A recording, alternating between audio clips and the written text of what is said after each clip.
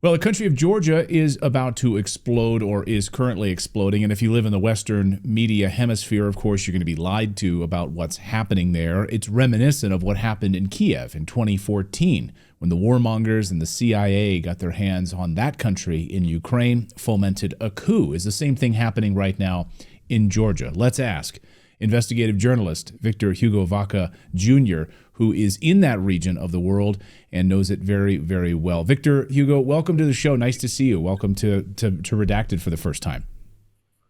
Likewise, Clayton. Thanks for the good work that you're doing in getting the truth out to the public during this information war, which is on steroids.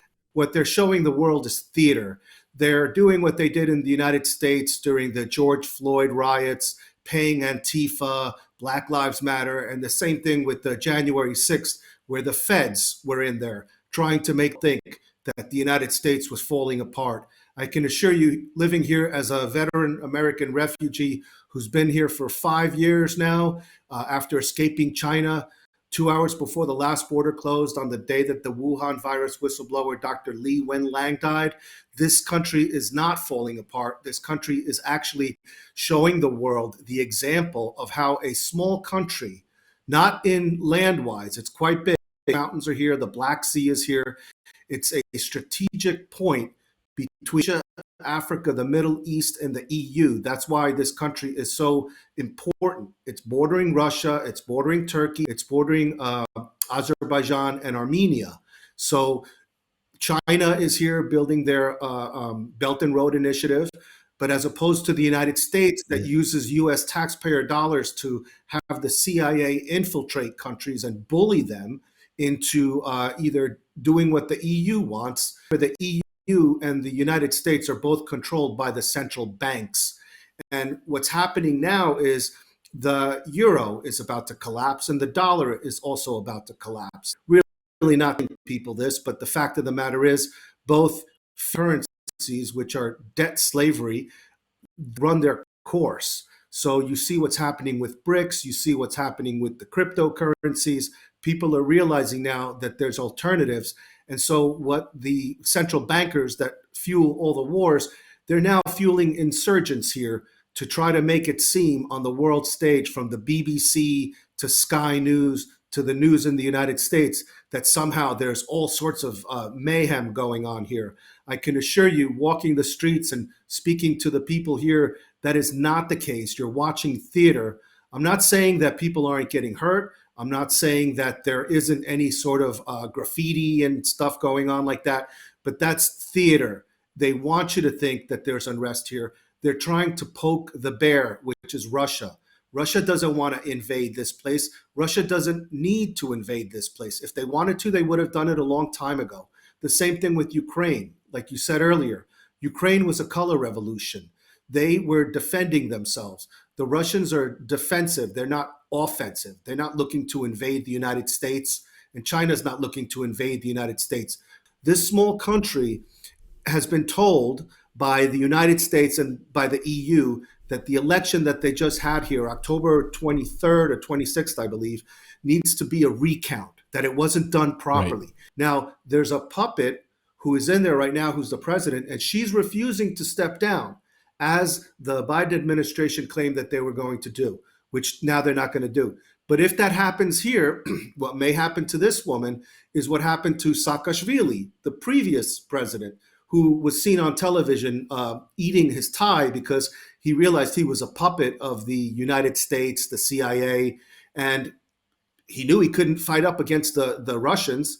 The United States can't take on the Russians. This country of less than 3 million people is going to take on the Russians? I don't think so.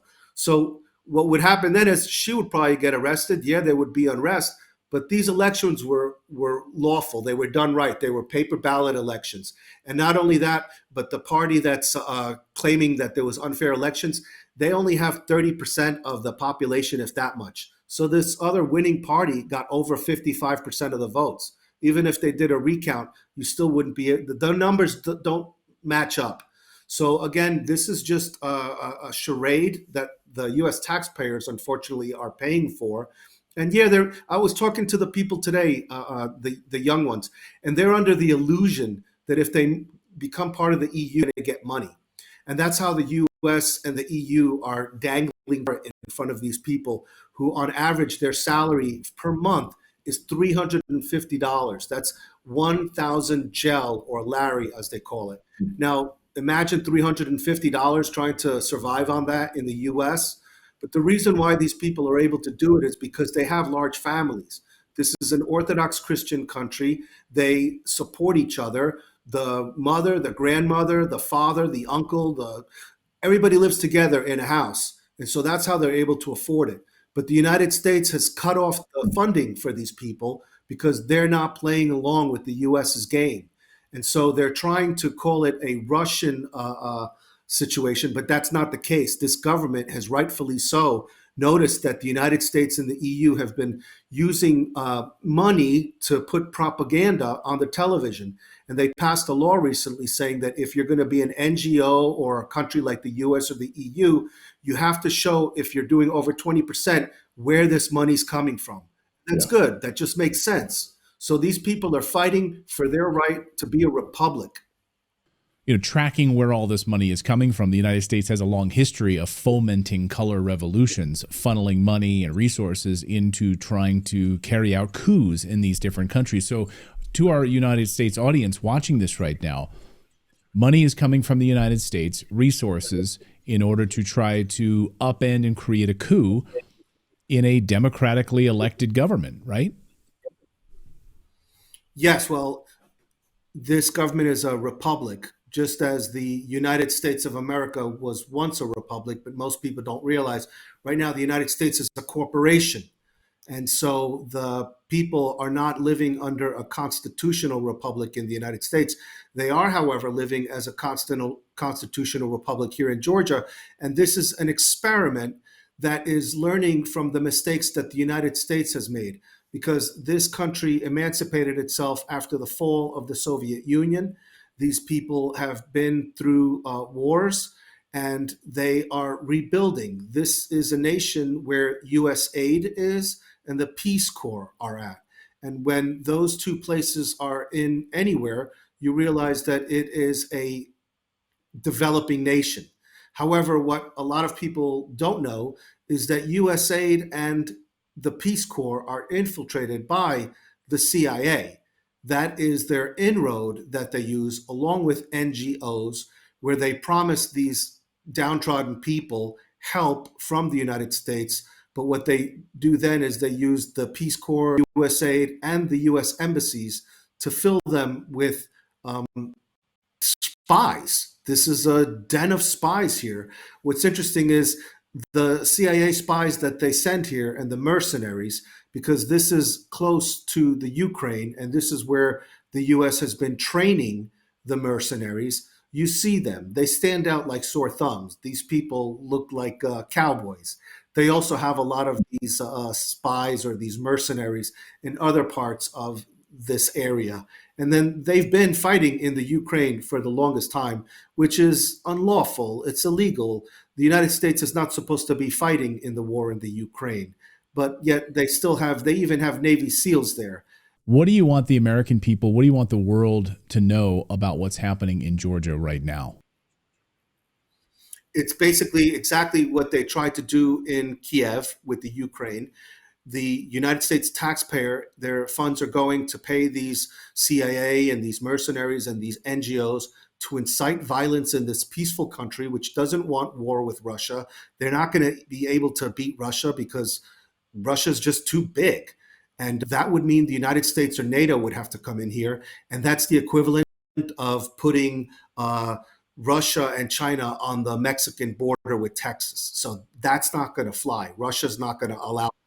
And this small country, they don't want that trouble. They really don't. They just want to live a peaceful existence. But the United States is trying to force them into a war.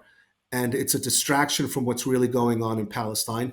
And the other thing I want my brothers and sisters, who right now I call the United Slaves of America, to understand is to don't live with fear.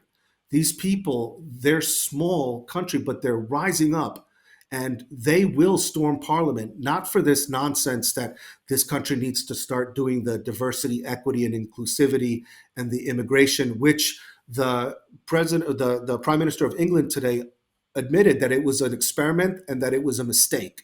So what's happening here? They're not telling you on the news. It's not that it's not just because the U.S. and EU are telling them to recount their votes for the election, but primarily because this country has noticed what a failure the immigration and open borders has been, not only in the United States, but also in the EU and the UK. And so they've said we were supposed to have negotiations with the EU to enter in 2025. But you know what? We don't like what we're seeing right now. So we're going to wait until 2028. And that's what incited this thing. So these people are smart enough to know, hey, you know what? We're seeing what's happening. The US is not what it used to be, and neither is the EU or the UK. So let's just take a while. It's like if you meet a girl, Clayton, or anybody out there, and she looks great at first, but then you find out, you know what? She's got herpes. And you're like, whoa, I was going to ask you to marry me, but let's hold off on this for a minute. I mean, it's maybe I should wait before getting married to you. So that's the world is realizing the United States and the EU have herpes. Yeah. Yeah. Well, that's a frightening thought, but you're absolutely right about that. And all sorts of other communicable diseases that the United States loves to spread. Victor, great to see you. Thank you so much for this. Thank you for joining us from Georgia. That's a mouthful to say, but great to have you here on the show. I appreciate the perspective. Clayton, I want to again commend you for what you're doing. You're being watched all over the world. Don't go by the fake numbers. They're shadow banning you, and they're making it seem like you have less of an audience, but you are making an impact. And all those other truth tellers out there, don't be afraid. Don't let them silence you. We are winning. And I can tell we're winning because I'm on the outside looking in, and they're seeing what a disaster this policy has been. And it's going to get better, people. It's going to be pretty hard. So you got to hang in there. You've got to be strong. But most of all, you've got to be united. You've got to be united. And that's what I'm seeing with these people is the unity that they have. And it's beautiful. Thank you.